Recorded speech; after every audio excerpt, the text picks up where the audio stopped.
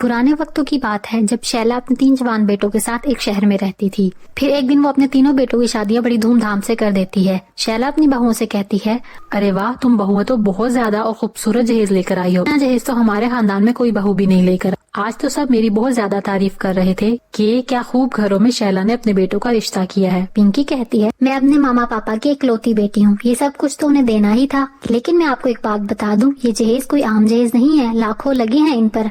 आपके घर में पहले ऐसा सामान मौजूद ही नहीं था। सासू माँ कहती है, पता नहीं मेरे एक बेटे रोहन को गरीब की लड़की क्यों पसंद आई जो अपने साथ जहेज भी नहीं लेकर आई। चलो, जो होना था हो गया। अब तुम सब जा अपने कमरों में जाकर आराम करो, बाकी की बातें सुबह होंगी। शैला के सभी बेटे और बहुएं अपने कमरों में चले जाते हैं और आराम करने लगते हैं। शैला तो अपनी 2 बहुओं को बहुत ज्यादा पसंद करती थी क्योंकि उनका ताल्लुक अमीर घरानों से था और वो अपने साथ ट्रक भरकर जहेज लाई थी जिसमें बहुत कीमती सामान और फर्नीचर शामिल था। शैला अपनी एक बहू को पसंद नहीं करती थी क्योंकि इसका ताल्लुक एक गरीब घर से था और वो अपने साथ कोई खास जहेज भी नहीं लेकर आई थी। लेकिन उसका बेटा अपनी बीवी को बहुत ज्यादा पसंद करता था और उसने ये शादी अपनी मर्जी से की थी। सोनम अपने हस्बैंड से कहती है, मुझे लगता है सासू माँ मुझे ज्यादा पसंद नहीं करती, उन्होंने कभी मुझसे ठीक से बात नहीं की। तुम परेशान ना हुआ करो, माँ जी को तुम्हें कबूल करने में थोड़ा टाइम लगेगा, लेकिन वो दिल की बुरी नहीं है। पिंकी और बेबी को वो इसलिए पसंद करती हैं क्योंकि उनका ताल्लुक अमीर घरों से है और उन्हें अपनी पसंद से इस घर में लेकर आई हैं। सोनम कहती है, मैं सासू माँ की बहुत ज्यादा खिदमत करूंगी और इनका दिल मेरी तरफ हो जाएगा। अगली सुबह सब बहुएं अपने कमरों में तैयार हो रही होती हैं। सोनम सोचती है, आज मेरा इस घर में पहला दिन है तो मैं किचन में जाकर मजे मजे के पकवान बनाकर सासू माँ को खिलाऊंगी और उनका दिल जीत लूंगी। दूसरी तरफ दोनों बहुएं अपना मेकअप करने में मसरूफ होती हैं।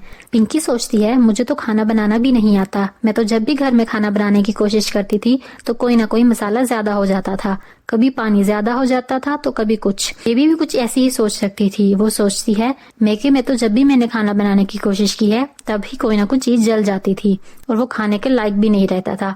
आज पता नहीं मेरा क्या होगा। फिर बेबी के दिमाग में एक आइडिया आता है। वो सोचती है, क्यों ना आज खाना बाहर से ऑर्डर कर लिया जाए। जब सब बहुएं तैयार होकर अपनी सासू माँ के पास आती हैं तो सासू माँ कहती है, मैं आप सबका ही इंतजार कर रही थी। आज तुम सबका किचन का पहला दिन है, इसलिए कुछ मीठा बना लो और बाकी खाने जो बनाने का दिल कर रहा है वो बना लो। सब बहुएं किचन में खाना बनाने में मसरूफ हो जाती हैं।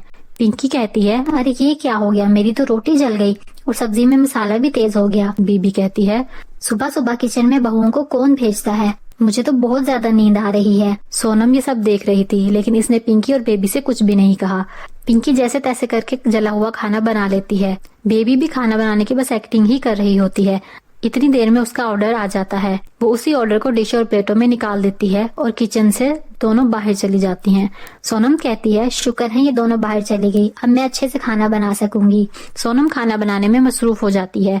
उसने सबसे पहले मीठे में खीर बनाई और फिर खाने में छोले और चिकन बनाने लगी।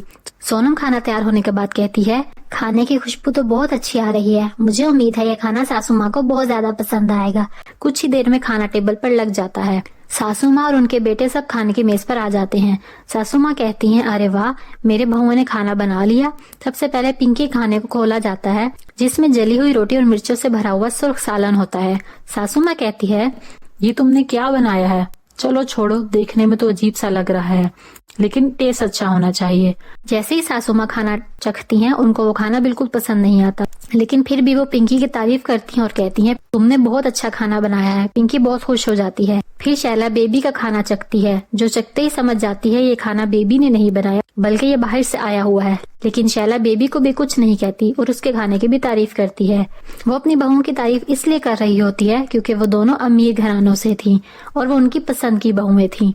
अपनी अमीर बहुओं का खाना चखने के बाद वो एंड में सोनम का खाना चखती हैं और सोचती हैं, इसने खाना तो काफी अच्छा बनाया है और इसके हाथ में जायका भी काफी है, लेकिन जो भी हो मैं इसकी तारीफ नहीं करूंगी। शैला कहती है, तुम्हारा खाना बस ठीक ही है, ऐसा कोई खास जायका नहीं है। शैला अपनी दोनों बहुओं को नेक देती है और अपनी तीसरी बहू को कुछ भी नहीं देती। वो अपनी दोनों अमीर बहुओं को सोने के कंगन देती है। पिंकी ये देखकर कहती है, ये बहुत खूबसूरत चूड़ियां हैं। बेबी भी सोने की चूड़ियां देखकर बहुत खुश होती है और उसे वो काफी पसंद आती हैं। वो कहती है, देखें मेरे हाथ में कितनी प्यारी लग रही हैं।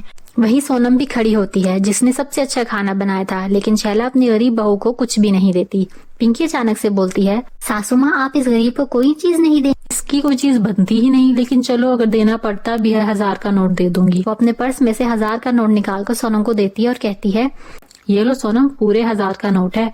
ऐसा नोट तो तुमने कभी अपनी जिंदगी में भी नहीं देखा होगा। 1000 रुपए तो हम अपनी मांगने वालियों को दे देते हैं। पिंकी कहती है, सासू माँ भी तो देखो किसको दे रही हैं। और फिर दोनों हंसने लगती हैं।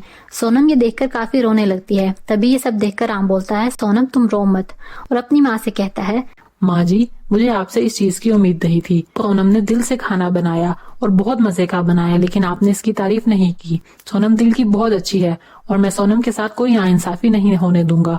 मैं सोनम को लेकर जा रहा हूँ। सोनम और राम अपनी अलग जिंदगी गुजारने लगते हैं। शैला के पास अब अफसोस करने के अलावा कुछ भी नहीं होता, क्योंकि उसने अपनी अच्छी बहू और बेटा दोनों खो दिए थे। शैला को अपने किए हुए पर बहुत पछतावा होता है, लेकिन अब कुछ भी नहीं हो सकता था सिवाय अफसोस के।